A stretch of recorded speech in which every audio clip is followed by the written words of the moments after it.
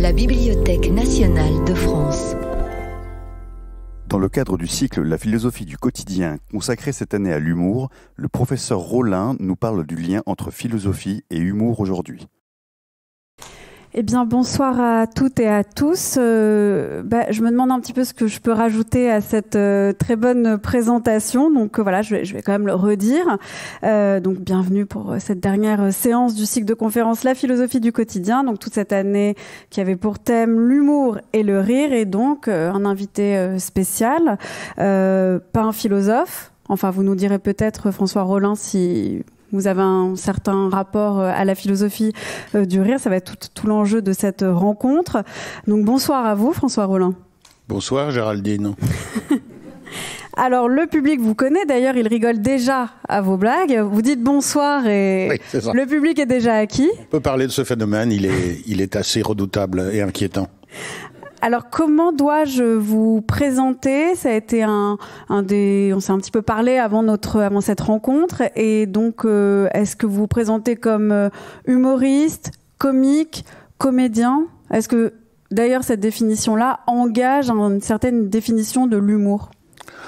Alors, en ce qui me concerne, et dans mon ressenti profond, ça n'a aucune espèce d'importance qu'on me présente comme ci ou comme ça. Ce qui importe, c'est mon activité et ce que je fais. Donc, l'intitulé, le titre et tout ça, à part pour les impôts, je m'en fiche un peu. D'ailleurs, vous mettez quoi pour les impôts ? Pour les impôts, je pense que je mets artiste. C'est ce qui est le plus simple. Parce que comédien, à ce moment-là, ils en déduisent immédiatement que je suis intermittent du spectacle, ce qui n'est pas mon cas, puisque j'ai refusé ce régime pour des raisons philosophiques.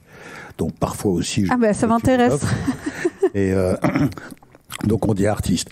Sinon, après, de ces différentes appellations, on peut les commenter, mais je vais vous dire des choses que vous savez déjà. C'est-à-dire que, en réalité, si on dit professionnel du rire, humoriste ou comique, on parle à peu près des mêmes personnes. Sauf que comique est un mot qui est maintenant dévalué, qui est devenu péjoratif. Comique, c'est bouffon, c'est rigolo de service, c'est un comique. Ah oui, lui, dis donc, c'est un sacré comique. Donc plus aucun de ceux qui font rire les gens dans les salles, puisque ça c'est le terme générique, ceux qui montent sur scène et qui font en effet rire les gens, qui ont cette ambition et qui le font effectivement.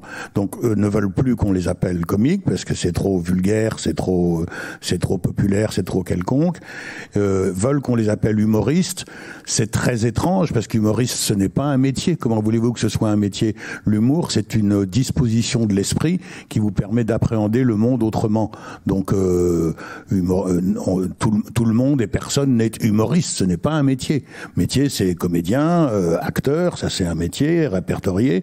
Humoriste. D'ailleurs, je pense que si je mettais ça aux impôts, ils me diraient que ça n'existe pas. Ils auraient raison. D'ailleurs, il n'y a pas de case. Non, il y a pas de case. Et je vous dis, c'est logique. C'est comme si vous disiez coléreux comme métier. Parce que le gars, il est assez souvent, c'est un gars un peu coléreux. Donc c'est un trait de caractère pour vous. Mais oui, c'est un trait de caractère. Non, je vous ai dit, c'est une disposition de l'esprit dont vous pouvez vous servir dans différentes circonstances. Donc vous pouvez avoir beaucoup d'humour et être chef de cuisine, vous avez beaucoup d'humour. Pour autant, vous n'êtes pas humoriste, mais vous avez énormément d'humour et vous faites rire la brigade et les clients et votre famille. Donc vous faites rire beaucoup parce que vous avez cette disposition de l'esprit qui vous permet d'exprimer le monde et le réel que nous vivons tous d'une manière plus légère, avec les ruptures qu'il faut pour que le rire vienne. Donc vous avez cette capacité qui est très précieuse, mais vous n'en faites pas forcément un métier, et ce n'est pas strictement un métier. Du reste, un acteur, par exemple, ou un auteur peut très bien, dans la même année, dans le même mois, dans la même semaine, à la fois accoucher d'une œuvre extrêmement drôle et d'une œuvre parfaitement tragique. Alors qu'est-ce qu'il va mettre dans son intitulé, sur sa carte de visite, il va mettre tragédien. Donc il y a une différence quand même entre avoir une disposition à l'humour, où là tout le monde peut être disposé plus ou moins à avoir de l'humour ou à en faire, mais aussi une spécialisation dans l'humour. Un artiste qui va se spécialiser dans l'humour va être rémunéré pour ça, on va attendre qu'il fasse des blagues, on va attendre de lui qu'il remplisse un certain rôle. La différence est quand même assez frappante. Oui, alors là on est déjà dans le... On va déjà devoir parler de la tragédie qui me préoccupe et que j'annonce et dénonce depuis de longues années. en vain je le crains, et qui est l'épouvantable marchandisation du rire et de l'humour. C'est-à-dire que, on le voit d'ailleurs dans les programmes des salles de spectacle, ils ont toutes les salles de spectacle de France qui sont pour la plupart subventionnées par des collectivités locales ou par l'État pour les centres nationaux. Ils ont donc une programmation dans laquelle ils vont essayer de remplir la case théâtre, la case danse, la case cirque éventuellement, et puis une case humour. Qu'est-ce que c'est que cette idiotie? Qu'est-ce que c'est que cette absurdité? L'humour n'a jamais été une discipline. La danse est une discipline. Le théâtre est une discipline. C'est un répertoire.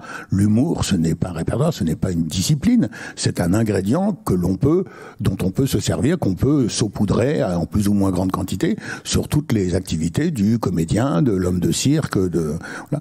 Donc, et en réalité, la télévision, l'industrie, une espèce de volonté politique très, la société de consommation, voilà, pour être plus précis, a récupéré le rire et en a fait un produit. Donc c'est ça que j'appelle la marchandisation. Et maintenant, donc justement, c'est ça qui fait qu'on en fait un métier, alors que ça ne devrait pas être, qu'on en fait une discipline, alors qu'à part entière. C'est-à-dire, tiens, est-ce que vous pourriez me mettre sur votre à France Culture, vous pourriez mettre une case humour, une demi-heure, ce serait de 13h30 à 14h, une demi-heure du rire. Là encore, quelle folie! C'est ubuesque et kafkaïen à la fois.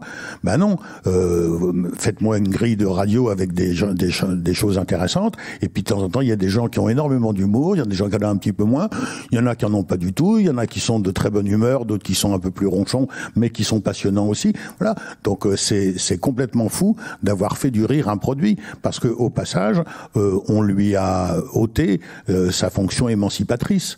C'est-à-dire que le rire, normalement, il surgit où il veut, quand il veut, comme il veut. Il n'y a plus de vrai rire sans la liberté de rire de tout, quand on veut, n'importe comment. C'est-à-dire, il faut que ce soit cette chose magique, intime.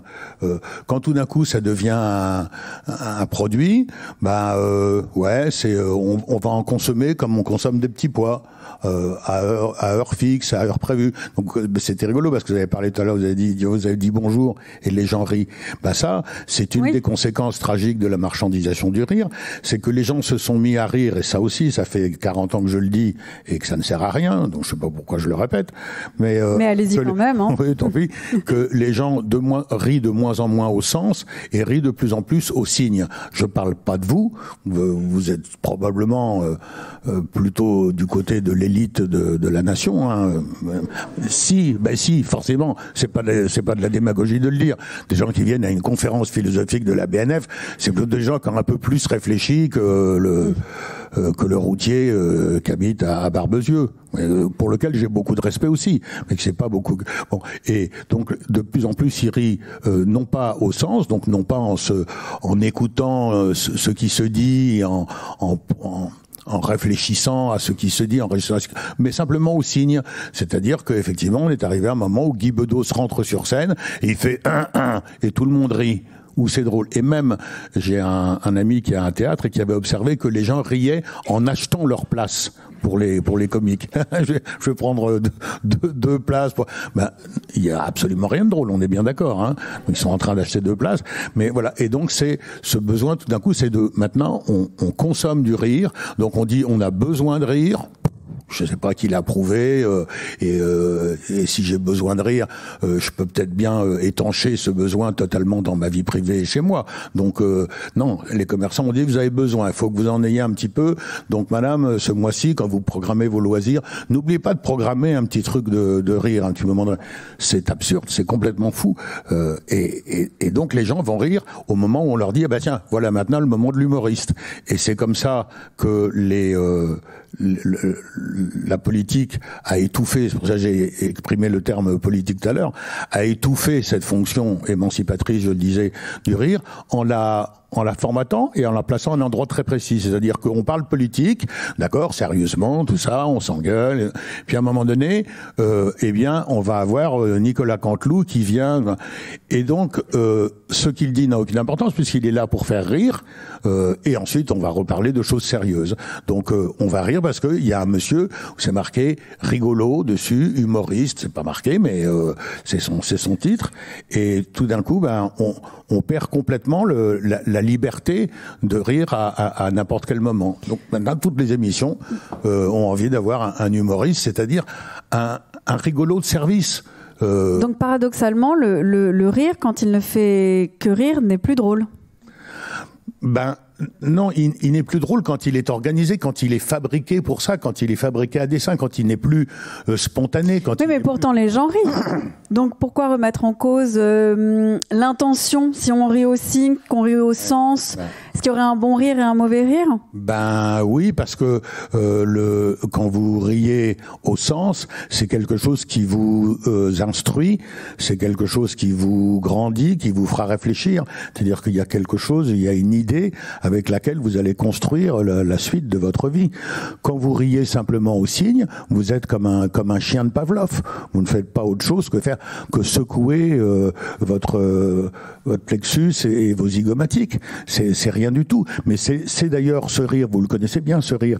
C'est le rire que dont nous sommes tous coupables, et moi le premier, quand on est un peu gêné au téléphone, on rit comme ça. Donc là, ce rire-là, il ne rime à rien. C'est juste un rire pour envoyer le signe d'une éventuelle complicité, pour dissiper la gêne. Mais il n'y a rien de drôle au sens de la vraie drôlerie. Voilà. Et ben, de plus en plus, les humoristes qu'on nous fait consommer, en nous disant que c'est très très important d'en consommer 10 minutes par jour, sinon on meurt, ce qui est faux, et qui nous interdit d'ailleurs d'en consommer une demi-heure, ce qui pourtant pourrait se faire aussi si j'ai envie.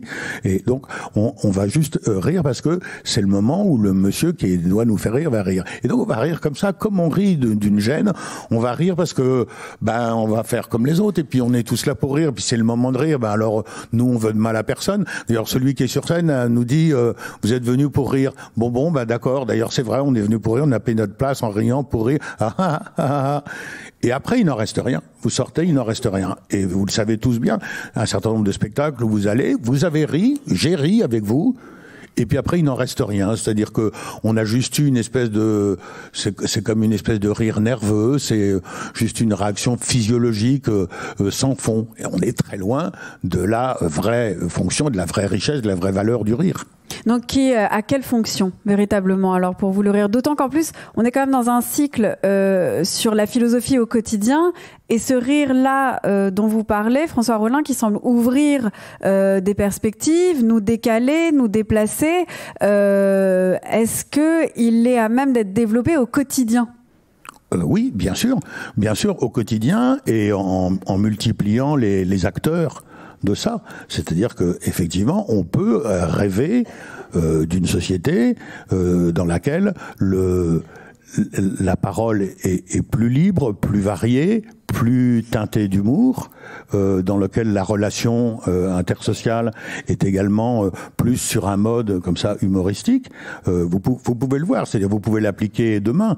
Vous pouvez faire vos courses comme vous avez l'habitude de faire, et vous pouvez le faire en faisant preuve d'humour, c'est-à-dire d'une espèce de légèreté, d'une espèce de fantaisie, et vous envoyez de l'amour, vous êtes dans une relation d'empathie, ou bien vous pouvez les faire avec la gueule fermée, ce qui est le cas en général à Paris, et vous voyez bien que c'est pas la même vie, vous voyez bien que c'est pas la même société.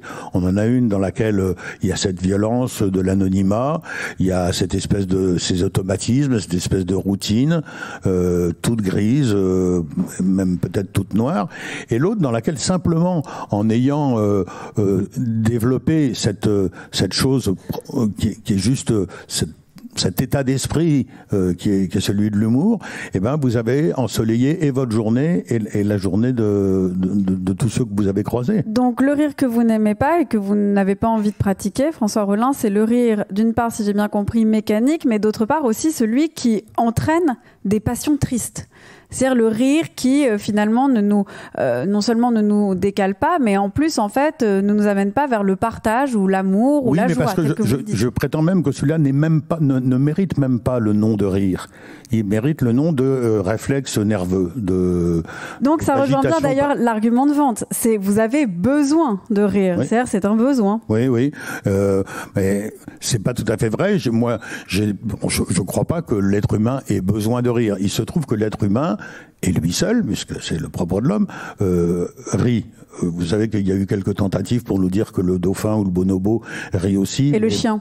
Et le chien, pour l'instant, on est encore très loin de l'avoir prouvé. Il semble vraiment bien que la possibilité de rire soit liée à une conscience de sa finitude. Et ça, le chien, pour l'instant, il sait toujours pas qu'il va mourir. Et le dauphin, encore moins. Non. Pas plus, disons.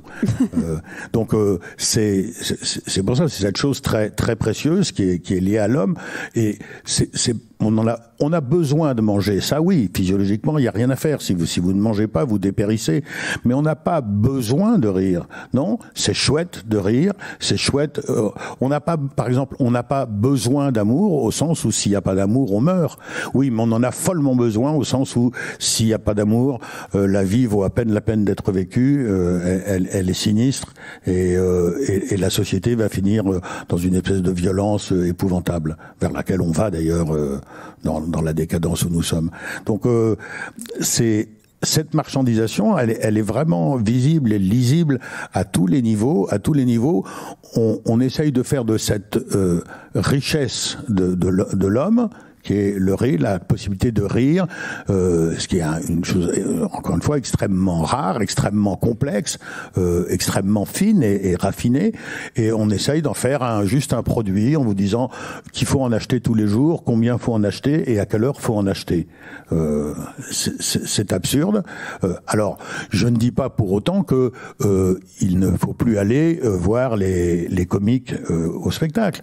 Non, mais il faut le prendre. Il faut pas le prendre comme je vais aller consommer 1h30 de comique parce que je vais voir tel ou tel. Il faut le prendre comme je vais au théâtre et il y a cette pièce de théâtre que je vais voir, qui est un seul en scène en l'occurrence, par exemple. Elle est drôle, elle me fait rire, mais de la même façon que j'allais au théâtre de boulevard, qui me fait plus rire que Britannicus. Donc, a priori. Voilà. Mais dans tous les cas, je vais au théâtre parce que j'ai besoin de ce qu'est le théâtre, c'est-à-dire le lieu du simulacre, cette chose, cette convention qui est précieuse pour le développement intellectuel et philosophique des personnes. Quelquefois c'est très triste, quelquefois c'est moyen triste, quelquefois c'est très drôle. Et il y a des gens qui font profession d'être acteurs, comédiens, auteurs et de dire beaucoup de choses très très pertinentes, très drôles. Voilà. Mais comment dirais-je, je ne veux pas qu'on les définisse comme des rigolos qui vendent du rire. Non, ce sont des comédiens qui sont drôles, des auteurs qui sont drôles. Vous avez employé le terme, François Rollin, de simulacre. C'est un terme intéressant parce qu'on attend aussi du rire, en fait, où il est souvent défini comme ce qui va faire craquer le vernis. Et donc plutôt ce qui va nous mettre face à une forme de vérité, ce qui va nous dévoiler un autre rapport au monde, mais un rapport qui serait peut-être plus vrai. Or là, vous en parlez en termes de simulacre, c'est-à-dire nous présenter véritablement une fiction, et on peut quand même constater que l'humour, non seulement on attend qu'il nous libère d'un certain nombre de conventions et nous démontre une forme d'authenticité du monde, mais aussi on attend du rire qu'il nous mette un peu à nu. C'est-à-dire que quelque chose chez nous se débloque comme ça, et d'ailleurs on voit bien la mode du stand-up est vraiment fondée sur la mise à nu d'une personnalité singulière qui va dévoiler toutes ses errances, ses ratages, ses échecs. Là, vous parlez de celui qui est sur scène, de celui ou celle qui est sur scène. Oui, enfin, des deux côtés. C'est une mise à nu. C'est une mise à nu soigneusement programmée et surveillée. Donc, on peut pas dire qu'il se libère de quelque chose. Non, mais disons qu'on n'est pas dans l'ordre du simulacre, on est plutôt dans l'ordre de la transparence. Alors oui, ça c'est parce que c'est pas la même forme. C'est-à-dire le théâtre, je dis, c'est du simulacre. Le stand-up, c'est-à-dire ce n'est pas le cas de tous. Hein. Alex Lutz, par exemple, est un humoriste ou un comique, comme on voudra. Lui, il joue des personnages. Donc là, il est bien dans le théâtre, on est dans le simulacre. Il dit, je suis la vendeuse du Franprix, et il joue ce personnage. On y croit, il le fait bien, et on rit de cette caricature. Mais comme vous pouvez le faire Pierre Palmade, Muriel Robin, c'est toute une génération d'humoristes. Oui. Et il y en a encore qui font ça, ce sont des comédiens qui font des sketchs, des scénettes, en tout cas, qui se glissent dans la peau de personnages. Et puis à côté de ça, il y a un autre registre qui actuellement occupe 90% du marché, qui est le registre du stand-up, c'est-à-dire je monte sur scène, je ne suis pas la vendeuse de Franprix, je suis moi, François Rollin, je suis né là où je suis né, le jour où je suis né, et j'ai les problèmes que je vous dis. Ça, c'est une drôle de position, c'est très mégalomane comme posture. Moi, je suis très exigeant vis-à-vis de ces gens-là. Il faut vraiment qu'ils me fassent rire, parce que quelqu'un qui vient, qui me dit j'ai pensé mieux que vous, donc je viens juste vous dire que j'ai pensé mieux que vous et je vais vous faire rire, ce que vous ne pourriez pas me faire à moi, il a intérêt à mettre le paquet, parce que moi, bien souvent, je dis, non, tu te contentes de reprendre une blague que j'ai déjà entendue au bar des sports et au café des amis, donc il n'y a pas une vision, il n'y a pas un plus, il n'y a pas une plus-value réelle dans la pensée, dans le regard sur la société, et en fait, il va faire rire la salle sur ce réflexe un peu pavlovien, un peu mécanique, c'est-à-dire lui il est drôle. D'ailleurs, quand il raconte les trucs, il va dire Macron et sa vieille, et il va faire comme ça. Et ça, c'est ce que j'appelle le rire au signe. Donc il envoie le signe du rire, le signe de la drôlerie, c'est marqué qu'il est drôle, j'ai acheté sa place parce qu'il est drôle. Maintenant, quand vous mettez à plat, moi je vous assure que je ne le fais pas par confraternité, mais je vous assure que si je mettais à plat le texte d'un certain nombre de stand-uppers, vous verriez l'indigence, la prétention et la sottise profonde de l'heure et demie qu'ils nous ont dévoilé. Mettez à plat le texte d'un spectacle de Jamel Debbouze, c'est totalement affligeant. Et le contenu est d'une indigence, d'une pauvreté extrême. Il est très sympathique, hein. Et ce qui fait d'ailleurs sa drôlerie, c'est justement il y a beaucoup d'empathie, il y a beaucoup de choses comme ça. Il y a une demande d'amour, tout ça reste très sympathique. Et puis moi, ça ne me fait aucun mal. Mais le texte, les idées, le regard sur la société, il est d'une très grande pauvreté. Il n'apporte vraiment pas grand-chose. Et on va rire simplement parce que on va rire comme quand on est entre copains. Voilà, c'est tout. Ce soir, on est bien. Tiens, tu reprends un peu de Beaujolais, André. Qu'est-ce que c'est que le petit rire que je viens de faire derrière André? C'est rien, c'est pas du rire, c'est pas le rire, comme vous vous souvenez, ce fou rire que vous avez eu il y a 2 ans, tout ça, qui a été magnifique et qui vous a emmené qui vous a ouvert des oreilles. Là, mon ha, il a juste dit, c'est juste un rire de connivence. Et dans des salles de spectacle, on en arrive à avoir principalement un rire de connivence, encore une fois, qui n'est pas honteux, mais qui n'a pas les qualités et la beauté et la majesté du vrai rire. Mais c'est intéressant que vous parliez d'ailleurs du fou rire, parce qu'en général, le fou rire est inexplicable. Inarrable. Et quand on essaye de raconter pourquoi on a rigolé, parce que il y en a forcément dans la pièce qui comprend pas pourquoi vous avez rigolé, voire même tous. À votre exception, vous essayez de raconter votre fou rire, qui d'ailleurs rajoute en fait du fou rire. Oui. Ça fait d'ailleurs partie du dispositif du fou rire, je pense, de le raconter et de s'enfoncer dedans. Vous n'arrivez pas à en dire la source, la cause, à reconstituer. C'est même un flop. On vous prend pour un fou. Et pourtant, il s'est passé quelque chose. Donc, le rire a quand même cette fonction de nous libérer ou nous émanciper. Mais de quoi? Est-ce que c'est justement d'une fonction aussi d'explication, de rationalité? Alors, ce rire-là, celui que vous décrivez là, qui est très précieux et qui se rapproche bien plus du vrai rire, du rire avec un grand R, si j'ose dire. Vous voyez à quel point il est complexe. Ça, vous en avez la preuve parce que votre fou rire qui vous a tenu, qui vous a fait mal au ventre, hein, et vous étiez 5, vous n'étiez pas drogué ni sous, vous étiez 5 et vous avez ri et c'était tellement bon et on disait arrête. Et vous essayez de me le raconter, il y a rien, mais rien. Ça, ce n'est pas le signe que vous vous êtes trompé, c'est le signe de la richesse et du côté intime, quasiment sexuel, tellement c'est intime, du rire. Et ça, c'est très beau, c'est très précieux. Là, vous avez la richesse, la beauté, la grandeur du rire. C'est-à-dire ce moment qui est un moment profondément humain, de partage, d'une vraie... d'une épiphanie dans votre tête. Il y a vraiment quelque chose de très fort et qui justement n'obéit à aucune espèce de convention. Alors que le rire que j'ai critiqué il y a quelques instants obéit, mais au garde à vous, à toute une série de conventions, de formats qui font que, non, pour moi, il n'est plus drôle, il n'est plus vrai. C'est on va avoir le même rire. Je disais, là, vous étiez 5 copains en vacances, vous avez eu ce fou rire. Et maintenant, on va changer un petit peu la donne. Sur les 5 copains, il y en a un, il dit, oh, dis donc, aujourd'hui, il fait moche, il faut qu'on se marre un peu. Alors on dit, ouais, si tu veux, Jean-Claude. Et il raconte des histoires belges. Bon, on les connaissait déjà, elles sont un peu pourries, ça apporte pas grand-chose. Il y a une espèce de xénophobie latente qui est pas très sympathique. Mais qu'est-ce qu'on fait ? On lui envoie dans la gueule que... Non, on fait... ah, elle est bien. Mais Jean-Claude a bien compris que ça faisait pas rire grand monde. Oui, voilà, on est dans autre chose. C'est pas méchant non plus, mais on est dans autre chose. Voilà, on est dans le rire avec un petit air, c'est-à-dire un petit air de bonne humeur, comme ça, je vous dis. Mais on est dans le bruitage. On n'est pas dans l'explosion Mais ce qui veut dire que si le rire, en fait, il est inexplicable et qu'on peut pas, si on veut rire et que Jean-Claude fait des blagues mais qu'on ne rit pas, que c'est un ingrédient mais qu'on ne sait pas vraiment comment le faire intervenir, pourtant on a quand même envie de rire, alors comment on fait en fait ? Alors non, il n'est pas du tout inexplicable. Celui-là, votre fou rire, il est inénarrable, il est indicible, vous ne pouvez pas le retransmettre. Mais il est explicable. Si je suis là, en observateur, je peux vous expliquer. Le rire, de toute façon, il vient toujours, d'abord, un peu contre quelque chose, pas forcément violemment, mais contre quelque chose. Et il y a toujours, Bergson l'avait dit, mais rien n'a changé depuis Bergson, il y a toujours une rupture, une discontinuité. D'accord, donc il disait Bergson, c'est de la mécanique plaquée sur de l'humain. D'accord, donc je peux vous l'expliquer, je peux vous expliquer par où c'est passé. Et donc au moment où on en fabrique en sachant aussi par où ça passe.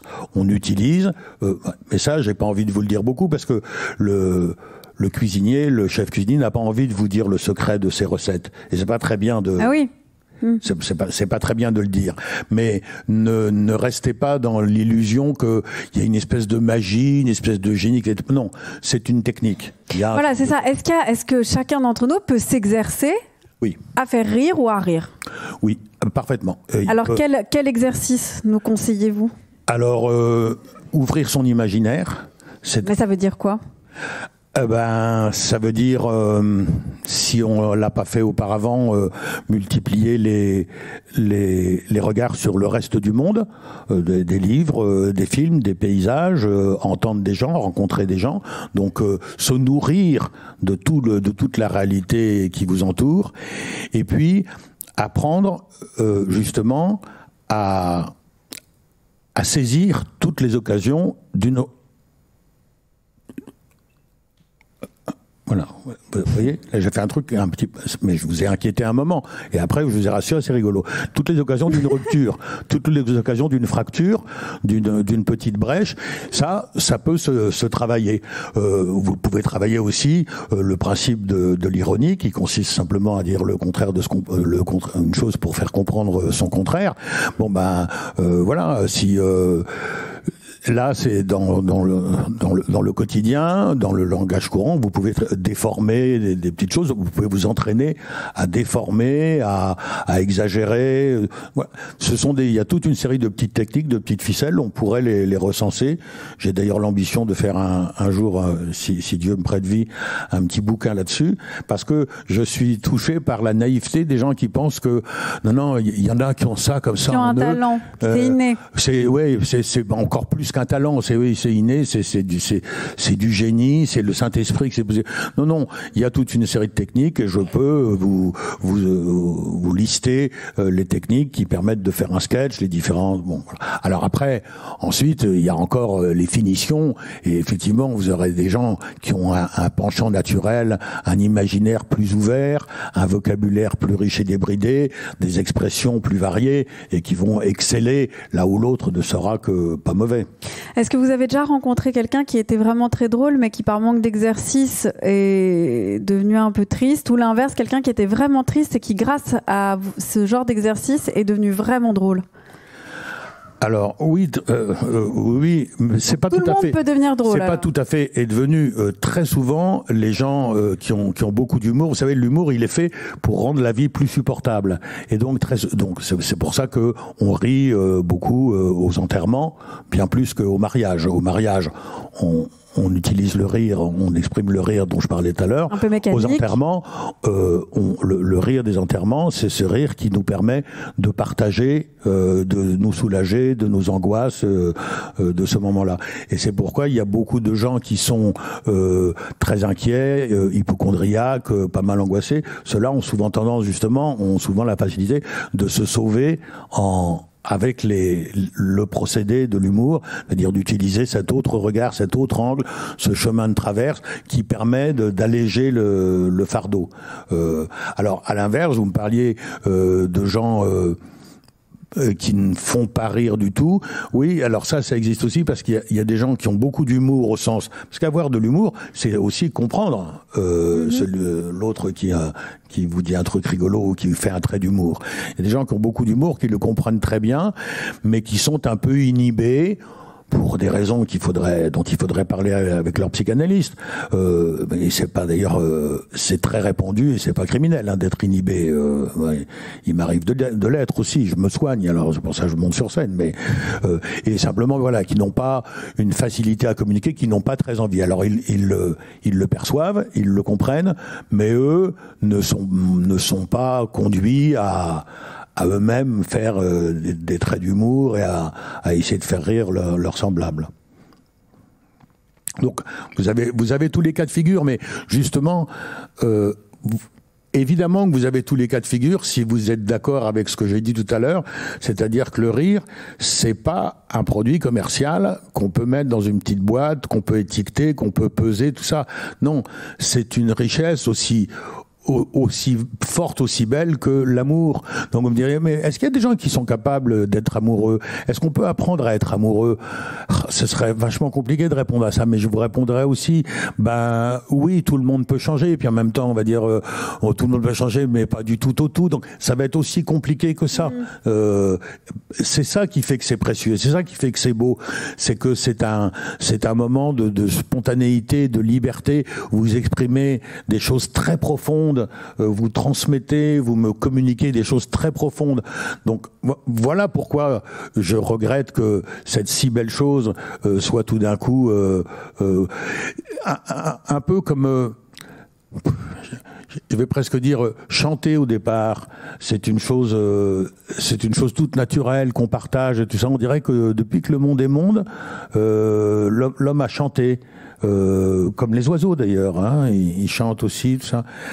Alors vous voyez comme c'est une chose très précieuse, très profonde, très intime. Et puis aujourd'hui, si vous parlez de chansons, on parle plus du tout de ça. On parle des produits commerciaux, donc machin, qui est chanteur, qui fait des chansons et qui vend des chansons. Et vous achetez les chansons du chanteur qui vend des chansons. Là encore, on a une marchandisation, alors plus logique et à mon avis moins nocive.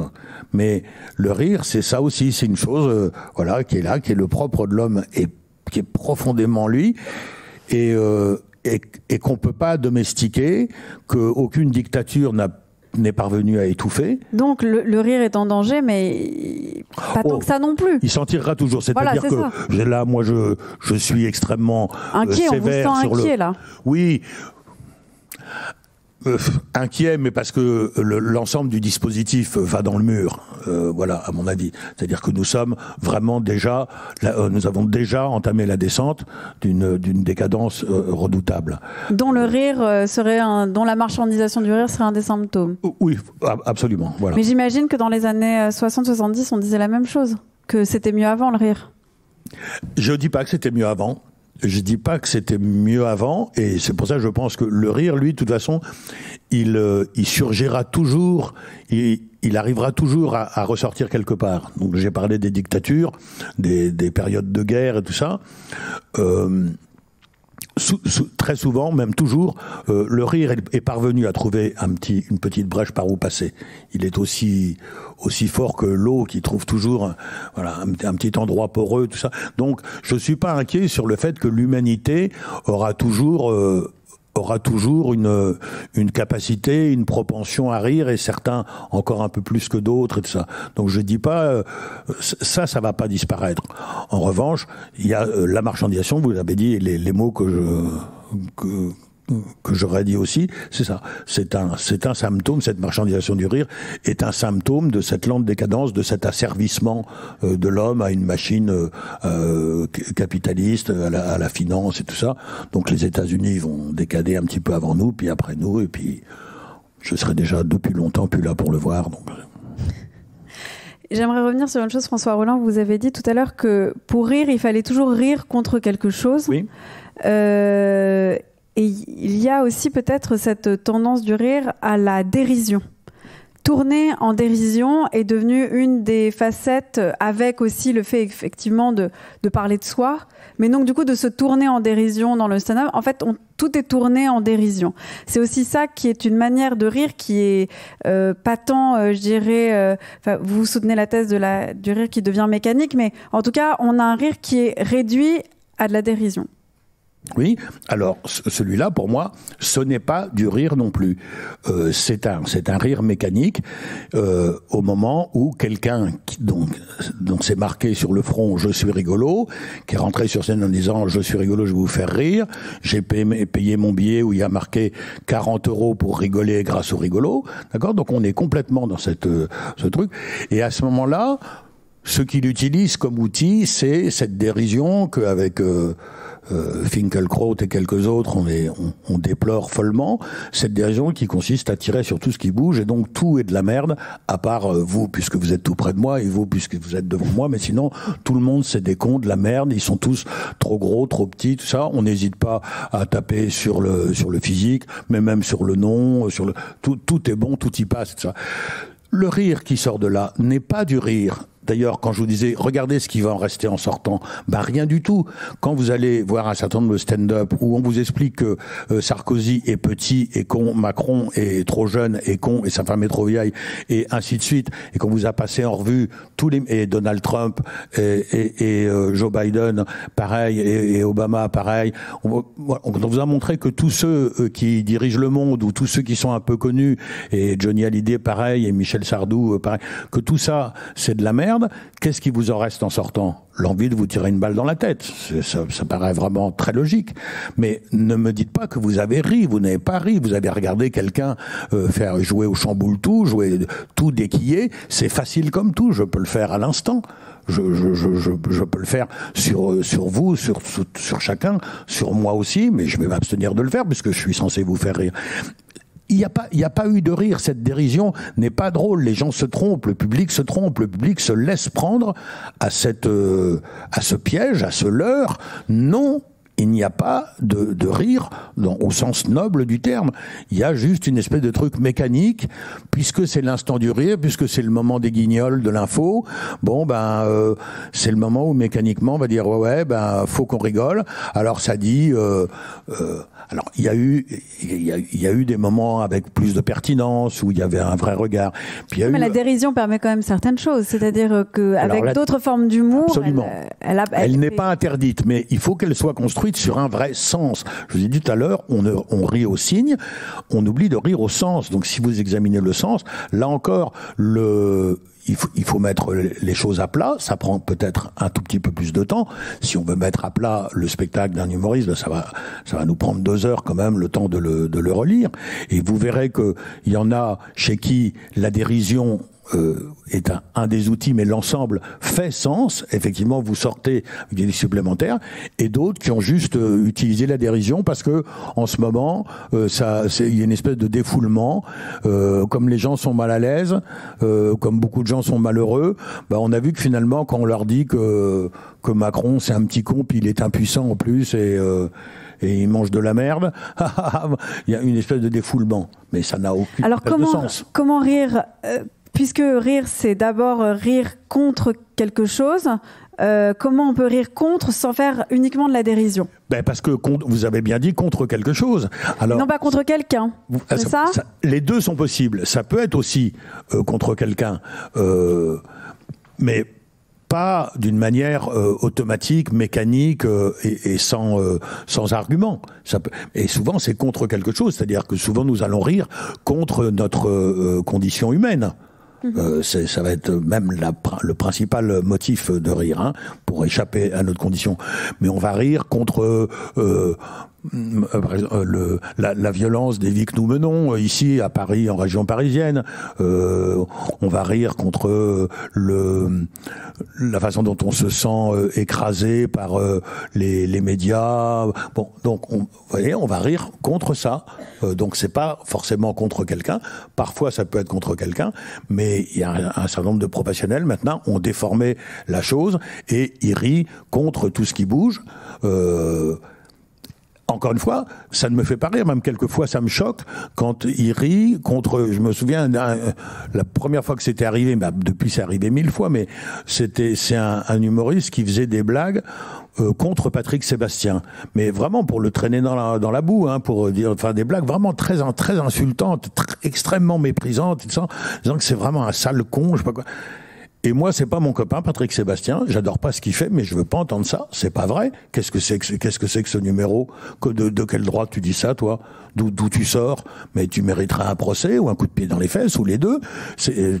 Donc il y a quand même vraiment des excès qui ne sont pas dénoncés, qui ne sont pas contrôlés de ce jeu de la dérision et de ce jeu je dis chamboule tout, mais c'est pas ça le jeu, mais c'est je sais pas quoi, un jeu où on canarde, où on tire à boulet rouge.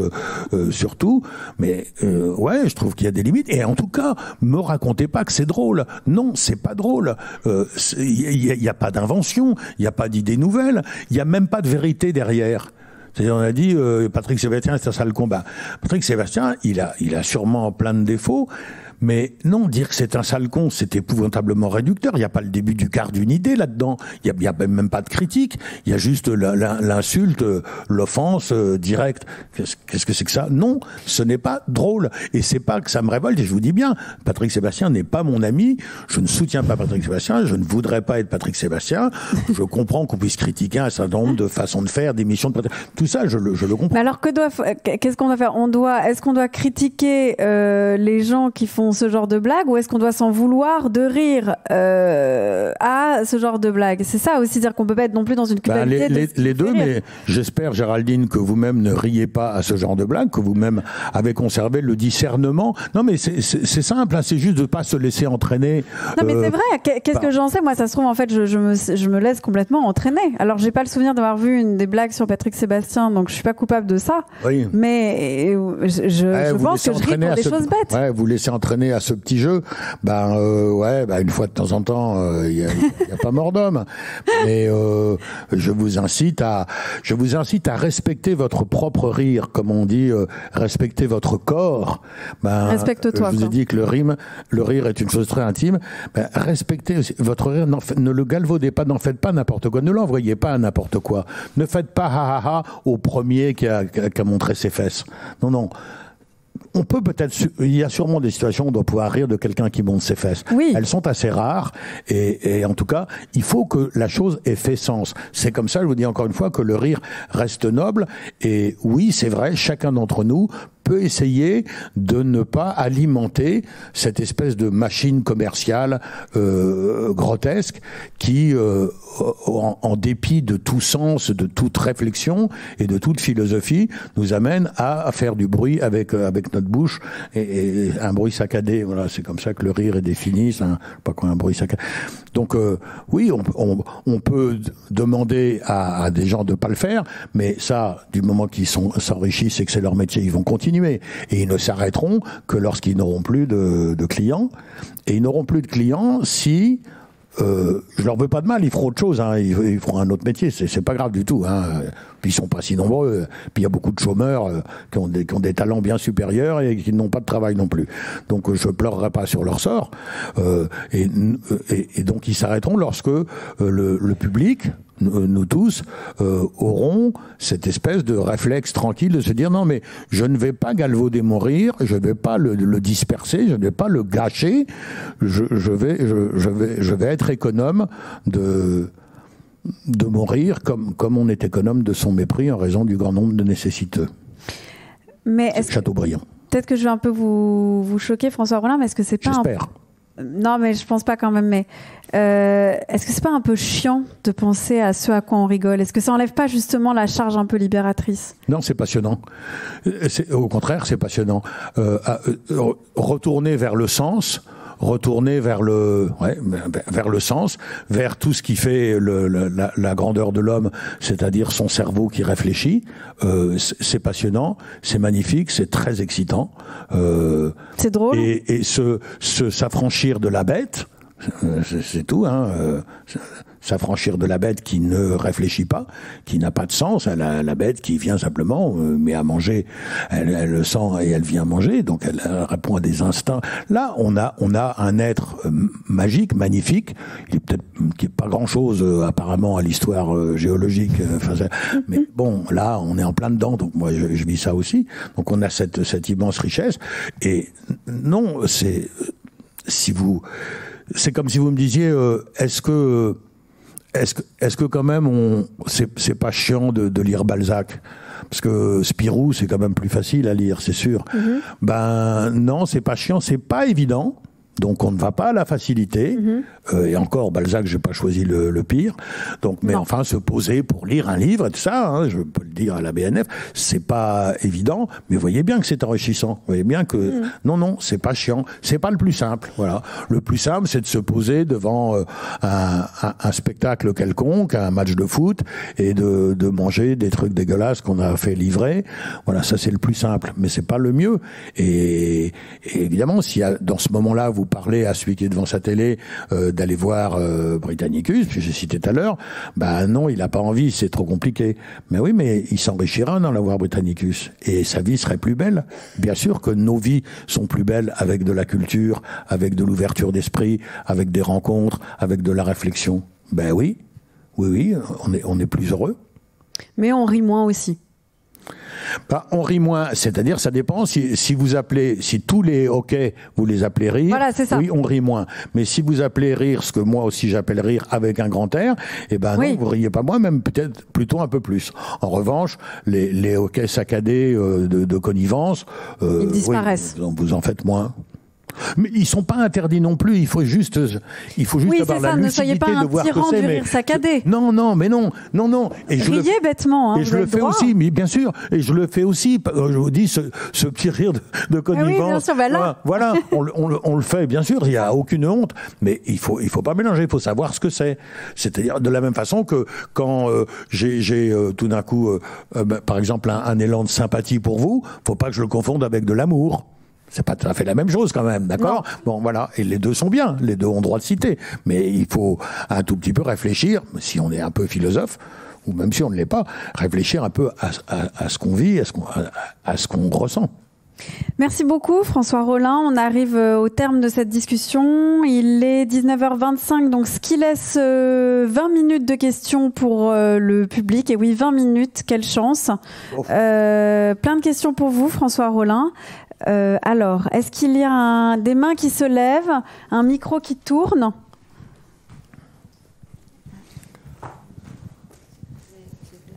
Ah, 2 micros qui tournent même. Bonsoir. Alors, comme première question, j'avais envie de savoir ce que vous pensiez des catégories en fait, de films qu'on peut voir, par exemple du classement comédie, drame, etc. Et s'il ne faudrait pas plutôt l'enlever pour ne pas savoir justement ce qu'on allait consommer derrière. Et si finalement ça ne fait pas un peu de catalogue. Alors non, ça ne me dérange pas parce que ce sont des étiquetages a posteriori. Même si le cinéaste avait déjà l'intention de faire une comédie, donc vous pouvez me dire il y a déjà un a priori, oui, il y a une intention au départ. Mais en tout cas, c'est une œuvre répertoriée, c'est un film de cinéma, d'accord. Ça, il y a rien à faire. C'est bien comme ça que c'est fait, c'est bien comme ça que ça se consomme. Et après, c'est comme si on ne le mettait pas, je serais amené à vous demander, vous êtes allé le voir. voir, vous? Alors, c'est quoi? C'est quel genre? C'est plutôt rigolo? C'est un film romantique? Bon, donc c'est pas gênant que ce soit dit, parce que ça ne me contraint pas. Le film, il est là, l'œuvre, elle est terminée, je la consommerai de la même façon, et je ne suis pas très influencé par le fait qu'on me dise c'est une comédie dramatique, ou un drame comique, voilà, toutes ces appellations. Ça, c'est pas très important, parce que l'œuvre est là, et finalement, on ne fait que la qualifier, je vous dis à peu près a posteriori. Donc je pense que ça ne nous enlève pas de liberté dans notre appréciation et dans notre consommation de l'œuvre en question, qu'elle soit un peu précisée. Donc vous voyez que c'est pas la même chose, parce que j'ai parlé des centres culturels qui ont une catégorie humour, ça veut dire que leur programmation dépend tout d'un coup de cette distinction arbitraire et absurde. Là, non, il y a des films, et puis voilà, on les commente, et puis on dit c'est un film plutôt triste, c'est un film qui se passe, c'est un film historique. Voilà, ça c'est pas. Et de toute façon, je sais bien que c'est volontairement que ce soir je me suis montré un peu définitif et un peu péremptoire.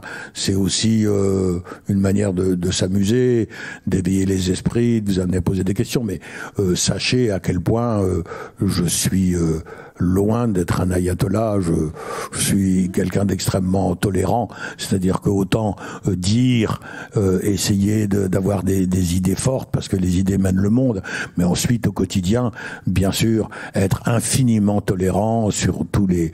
Voilà, moi je m'entends bien avec tout le monde. Hein, j'ai pas, et y compris avec le routier de Barbezieux. Voilà. Et avec Jamel Debbouze, bien sûr, je m'entends très bien avec tous ces gens, avec tout le monde d'ailleurs. Je pas bien accroché avec Adolf Hitler, mais sinon, il fallait passer par le point Godwin, hein, donc c'est fait. Oui, bonsoir. Bon, je vous connais depuis Palace. Bon, pour moi, je vous apprécie beaucoup. Quand on dit ça, en principe, il y a un mais derrière. Donc, oui, vous êtes dans la lignée, pour moi, des Pierre Dac, des proches, de Vos. Et oui, ce soir, vous êtes, je vous ressens presque un peu aigri. Donc, si on descend, c'est qu'on est un peu plus bas qu'avant. Moi, je pense que vous avez la possibilité, vous avez presque le devoir de défendre cette culture à travers le mot, à travers le verbe. Et là, on sent que vous vous retirez un peu. Vous avez dit il y a 2-3 ans que vous vous retiriez donc des spectacles comiques, des écritures. Est-ce que vous n'avez pas un combat à mener là ? Alors là, la réponse est très simple. Je n'ai pas arrêté le spectacle sur un geste de mauvaise humeur. J'ai arrêté le spectacle parce que ça me coûtait de l'argent de faire du spectacle. Parce que mon spectacle, ainsi que à peu près tout le reste de ce que je fais, ne se vend pas. Et l'objet d'éloges et de compliments qui me font rougir, mais ne se vend pas, ou les intermédiaires pensent que ça ne se vendra pas. C'est-à-dire, je ne sais pas ce qui se passerait si mon travail était proposé directement au public. J'ai l'espoir que ça se passerait bien mieux qu'ils ne pensent, mais les intermédiaires pensent que ça ne marchera pas. Donc, mon spectacle ne se vend pas. Les 2 dernières fois où j'ai joué à Paris, comme vous le savez, quand vous jouez à Paris, dans 98% des cas, vous perdez de l'argent, parce que vous êtes obligé d'avoir un attaché de presse, faire de l'affichage qui coûte extrêmement cher, la location de la salle coûte extrêmement cher, ça. Et ensuite, vous essayez en province d'amortir et même de faire un petit plus. Et moi, les 2 derniers spectacles que j'ai fait à Paris, j'ai perdu sur chaque spectacle 30 000 euros comme il se doit, et en tournée, je n'en ai pas récupéré un millième de centime, puisque mon spectacle ne se vend pas. Voilà. Et là où toute une série de stand-up se vend de 15 000 euros, moi, à 2000, non, on n'y arrive pas. Bon. J'avais le meilleur tourneur de la place de Paris, hein, donc François Rollin, ça ne se vend pas pour des raisons. Donc, j'ai pas de raison de continuer à dépenser de l'argent. Enfin, je veux pas dépenser de l'argent pour mener un combat. On n'en veut pas. Et plutôt justement que de me confier dans une forme d'aigreur, je dis simplement, comme me disait Brassens, le public n'en veut pas, et ben je les remets dans ma guitare, c'est pas grave, je fais autre chose, je pense à autre chose, ma vie n'est pas là. Voilà. Alors, je sais que la réfutation, c'est probablement pas vrai que le public n'en veut pas. Ce qui est vrai, c'est que les intermédiaires et un certain nombre de journalistes spécialisés qui sont influents, tout ça, n'en veulent pas. Pour des raisons qui seraient trop longues d'expliquer ici. Mais bon, le résultat est le même. Ça ne se vend pas, je ne peux pas gagner. Non seulement je ne gagne pas ma vie en faisant des spectacles, mais je perds de l'argent. C'est-à-dire que je suis obligé d'utiliser l'argent que me donne France Culture pour amortir le fait de jouer sur scène. Ben, moi, je préfère rester à France Culture et pas aller faire le tour de France en perdant de l'argent, ou voilà, c'est très, en plus c'est très, c'est plutôt fatigant et éprouvant de faire des spectacles. Donc si la récompense c'est que ça me coûte de l'argent, ben non, c'est raisonnable de pas le faire. Donc c'est pas du tout parce que je disais ouais c'est tout de la merde et tout ça, je me barre, je change de pays. Non, c'est simplement vraiment un réflexe de commerçant. Mon banquier m'a dit bah oui mais qu'est-ce que je fais parce que votre compte est à découvert. J'ai dit bah regardez, j'ai des éloges dans ce journal, des compliments, et ici je peux vous présenter quelqu'un. Il m'a dit ouais mais ça moi j'ai pas de ligne de compte pour les éloges et les compliments. Voilà. Bonsoir. Déjà, je voulais vous remercier pour certains sketchs de vous que j'ai eu l'occasion de voir. Je pense souvent à vous quand je prends de l'argent pour mon code de carte bleue ou quand j'écris l'adresse d'une lettre, entre autres. Et j'avais vu votre spectacle, le professeur Rollin. J'avais pas vu ce re-rebif, j'avais vu ce rebif. Donc, merci beaucoup. Et je me demandais, j'avais juste une question par rapport à l'absurde justement dans l'humour, parce que j'ai l'impression que c'est un ressort qui est beaucoup moins utilisé aujourd'hui qu'avant. Alors je suis pas du tout spécialiste de ça, mais par exemple vous l'utilisez énormément, Édouard Baird l'utilise énormément, je sais pas si on peut dire que quelqu'un comme Monsieur Fraise aussi l'utilise énormément, et j'ai l'impression que c'est bien moins utilisé qu'auparavant. Et je me demande si c'est pas justement, pour rebondir sur ce que vous disiez, si c'est pas justement parce que dans l'humour absurde, il y a une dose d'analyse, enfin de regard acéré justement sur soit la condition humaine, soit la société, et que c'est peut-être aussi du coup une manière de dépolitiser le rire, de le rendre justement zygomatique et donc je sais pas si c'est un constat que vous partagez, je suis toujours embarrassé quand on me complimente en me disant que je suis le roi de l'absurde et tout ça. Moi, je trouve pas tellement que je sois sur un registre absurde, ou en tout cas, je trouve que le registre absurde, il est pas spécialement absurde. Il y a juste une liberté dans l'enchaînement des idées et dans l'utilisation du vocabulaire. C'est pas si absurde que ça. Absurde, vous voyez, pour moi, l'absurdité, je la vois plus d'ailleurs dans un certain nombre de tragédies sociales et de fonctionnement de nos sociétés. Mais sinon, quand on me raconte une histoire pour que ce soit absurde, non, Alice au pays des merveilles, c'est de l'absurde. Ouais, enfin pour moi c'est pas si absurde que ça, c'est simplement libre, c'est simplement ça sort des sentiers battus, mais c'est pas absurde. Et donc vous avez raison de parler d'Édouard Baird, de Monsieur Fraise, de gens comme ça, sont juste des gens qui ont une pensée très libre, très très déliée, qui ne sont pas formatés et qui s'autorisent. C'est encore plus flagrant chez Édouard parce que y a tout un éventail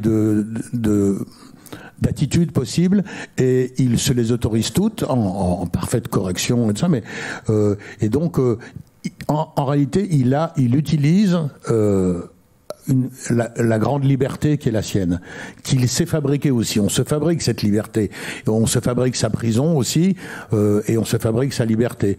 Monsieur Fraise aussi, voilà, s'offre la liberté de faire un spectacle dont tous les producteurs de France lui ont dit qu'il est rigoureusement impossible de faire plus de 3 entrées sur ça.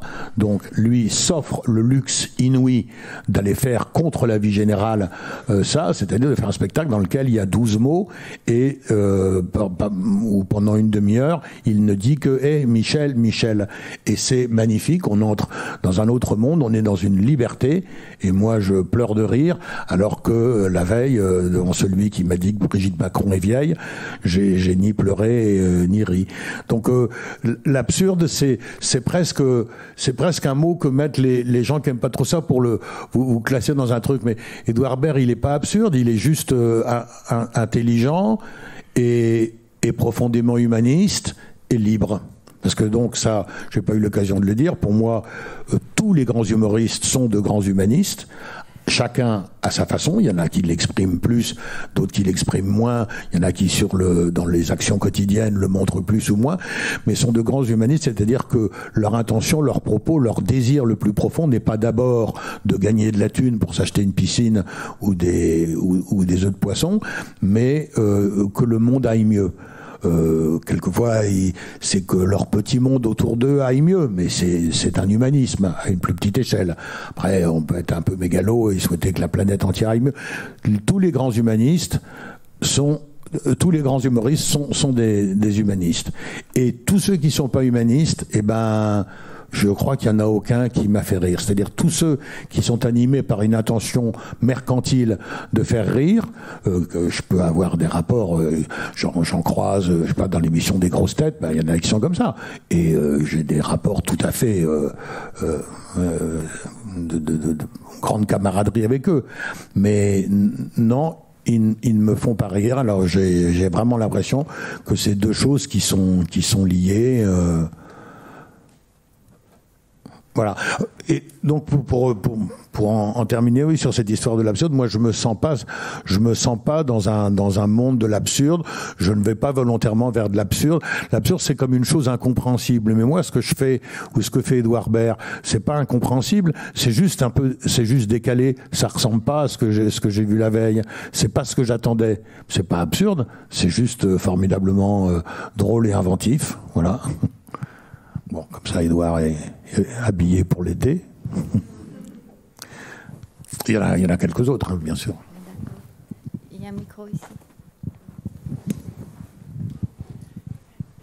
Bonjour monsieur, j'ai un souvenir, je n'ai pas de questions à poser, j'ai un souvenir ébloui des minutes qui vous étaient accordées sur France Culture pendant des années, et il y a un certain temps maintenant, et je pense que c'est dommage. Voilà, C'était sur France Culture ? Tous les midis, vous aviez une minute ou deux sur France Culture. Oui, même trois. Oui. Même trois, c'était oui. Ça s'est appelé l'œil du larynx. Et oui, il y a eu 6 ans de. C'était, j'essayais toujours de ne pas rater ces 3 minutes qui étaient exceptionnelles. Oui, que je faisais. Et ça embellissait ma journée. Oui. Et j'ai été viré de France Culture. Voilà.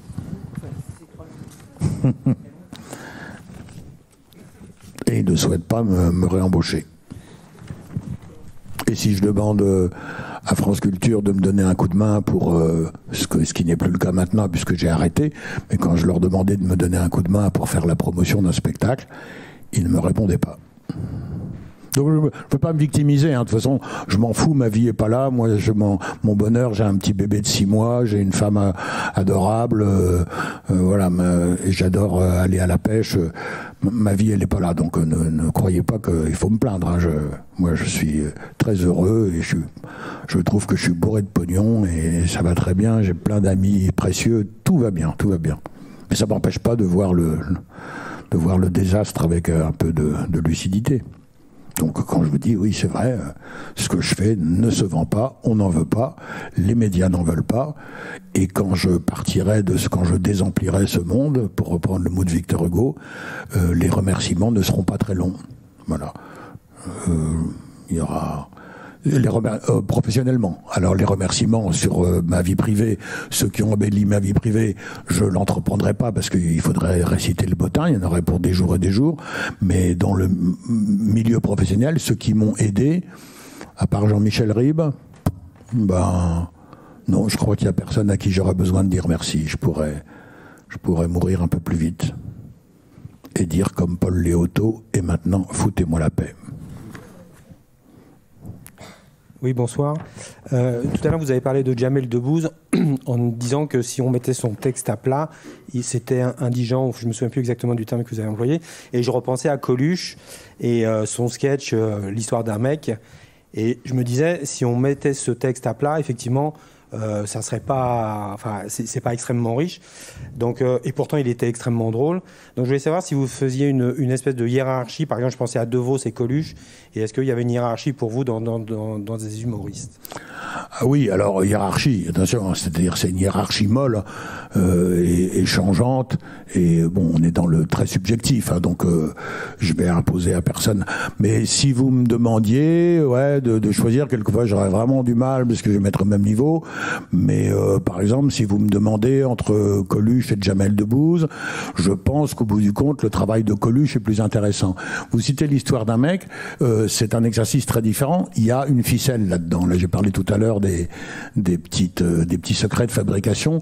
Dans l'histoire d'un mec, il y a un secret de fabrication tout simple, basé sur la répétition, basé sur un non-sens, et tout ça. Donc c'est vraiment comment dirais-je, c'est un produit classique d'artisanat que lui en plus exécutait bien, parce que une chose est de savoir comment faire le pot et l'autre est d'avoir le coup de main pour qu'il soit vraiment évasé comme on veut. Donc je pense que c'était un peu plus précieux. Et quand j'ai parlé de l'indigence des spectacles de Jamel Debbouze, je pensais surtout aux derniers, dans lesquels il se livre à l'exercice de tir à boulet rouge de beaucoup de ses confrères, et où je l'entends dire, voilà, il y a tout un texte qui dit Trump, je l'aime pas, il m'énerve, Trump, la vie de ma mère, Trump, il m'énerve, Donald Trump, putain, celui-là, il m'énerve, la vie de ma mère. Ouais, il veut construire un mur pour empêcher les Mexicains de venir aux États-Unis. Ouais, il veut ça, ouais, il m'énerve, c'est pas gentil. Voilà, ça, je vous les ai mis à plat, 10 minutes de spectacle. Ben, là, oui, je crois qu'on peut dire, il n'y a pas grand-chose, et il s'est servi de l'espèce de rancœur qui est très partagé entre nous, contre les gens de pouvoir. Donc effectivement, dès qu'on va commencer à brandir la tête sur une pique de quelqu'un qui est au pouvoir, ouais, on va obtenir Ségolène Royal, quelle conne celle-là. Ouais, mais c'est cet exercice que j'aime pas, et à mon avis, par lequel Jamel s'est plus laissé tenter. Là, quand vous citez dans Coluche, quelquefois il y a eu ça aussi, mais très souvent tout de même, il y avait une espèce de pertinence, et il y avait pas le même jeu, il y avait pas la même intention. Il était plus goguenard, moqueur, mais c'était beaucoup moins violent, et il y avait, si je me souviens bien, quoique. Il y a par exemple un sketch qui repasse tout ça, je me souviens, dans lequel on dit aussi que Michel Jaubert est petit. Donc là, ce sketch-là, il était tombé vraiment dans le piège on fait la liste des ministres et on dit tous qui sont ou gros, cons, petits, incompétents, incapables, débiles et tout ça. Mais la plupart du temps, et ce que Coluche a laissé comme souvenir, ce sont des choses qui sont quand même plus fines, plus intimes, et en réalité, oui, même plus drôles. Pas étonnant d'ailleurs de la part d'un bonhomme extrêmement angoissé, extrêmement déprimé, qui avait besoin de ça et d'exprimer cette bonne humeur et de la partager pour échapper à l'angoisse. Alors, peut-être juste une toute dernière question. Oui, merci beaucoup pour tout ce que vous nous avez dit, c'est très intéressant. Je voudrais peut-être, si on a encore quelques minutes, revenir sur finalement ce qui me paraît important dans ce que vous nous avez dit ce soir, c'est ce paradoxe entre le rire et la souffrance, hein, quelque part, puisque en fait, oui, on le sait, presque tous les humoristes étaient un peu dépressifs. Enfin, on pense à des proches, on pense à De Vos, on pense à tous ces géants. Je pense aussi à cette citation dont je ne sais plus l'auteur, qui est « L'humour, c'est quand on rit quand même ». Donc que ce soit l'humoriste, utilisons ce mot, ou le spectateur, il y a toujours finalement cette tension entre rire et souffrance que vous nous avez développée. Vous pouvez en rajouter un petit peu ? Oui, mais en fait, j'en ai parlé pour bien redire à quel point la fonction noble du rire, et donc de ne pas être un produit commercial, mais j'ai bien dit, c'est une chose magnifique, c'est une chose splendide. Et en effet, il l'est notamment parce que c'est c'est une arme qu'on a trouvée contre la souffrance, contre l'angoisse. Et effectivement, ceux qui ont le malheur d'être angoissés ou très angoissés trouvent par là une piste, un endroit pour échapper. Mais ils y échappent par le rire avec un grand air, pas avec le rire avec un petit air. Celui-là va même les déprimer encore plus parce qu'ils vont se dire mais alors je comprends pas, j'ai passé 2 heures dans une salle où il y avait autour de moi des gens qui avaient des hoquets saccadés, donc on était dans le rire et tout ça, mais j'ai fait et ça va pas mieux. Bah oui, parce que ça n'a pas fait sens et que ça n'a pas éclairé son chemin. Et effectivement, ceux qui sont en souffrance, ceux qui sont dans l'angoisse, dont je fais partie, ont besoin à la fois d'amour, de partager, d'avoir l'amour des autres, et puis d'éclairer leur chemin, de comprendre mieux ce qui arrive. Et le rire, l'humour est l'outil idéal pour faire ça. Donc ça veut pas dire d'ailleurs, enfin si, on pourrait dire mais est-ce qu'il existe un rire s'il n'y a pas de souffrance? Eh ben non, peut-être pas. Il suffit de penser que la souffrance, quelquefois, c'est une toute petite souffrance. Donc, mais c'est la mienne. Alors quelquefois, si je suis bouffé par l'angoisse, j'ose même plus sortir.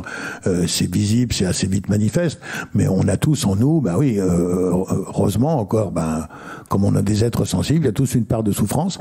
Et c'est pour alléger celle-là, pour la contourner, pour la domestiquer, pour apprivoiser tout ça, que la nature nous a donné. D'ailleurs, elle nous a rien donné du tout, c'est nous qu'on se l'est donné, en prenant conscience de notre mort, nous a donné cette faculté de dire les choses autrement, et qui est l'humour et le rire, cette rupture, cette chose absolument magique. C'est pour ça que j'ai pu vous paraître un peu en colère, ou je sais pas quoi, un peu aigri, un peu ronchon. J'ai dit ça, c'est que je trouve c'est tellement beau le rire, c'est tellement fort, et nos souvenirs de rire sont tellement, des vrais rires sont tellement magnifiques, ils ont tellement construit nos vies, ponctuées. Vous vous souvenez encore 40 ans après de tel rire, de tel fou rire, de comment cette personne-là vous avait fait rire. C'est tellement précieux, ne le laissons pas galvauder, comment on dit, oui, par le petit commerce ou le grand commerce. Protégeons-le, quoi, comme ne le laissons pas abîmer par si je dis par des commerçants, vous allez penser que j'en veux aux commerçants, et c'est la vérité, je leur en veux. Non, mais bon, les commerçants, non, je leur en veux pas, mais je suis lucide, je sais qu'ils n'ont qu'une logique, qui est celle du profit. Et je sais que la logique du profit n'est pas une logique qui fait avancer le monde dans lequel je vis, dans le sens où j'ai envie qu'il avance. Voilà. Donc je les laisse faire, oui, d'accord, vous êtes dans votre logique, vous avez le droit. Mais moi, ça m'amuse pas, ça m'intéresse pas, et je voudrais un autre monde. Et pardon, donc, je vous prête aussi peu que possible le rire, et j'essaye autant que possible de le garder pour nous, et pas pour votre petit commerce. Merci beaucoup, François Rolland. On va s'arrêter ici parce que je crois qu'on doit évacuer la salle. Donc vraiment, merci à vous, et merci à François Rolland.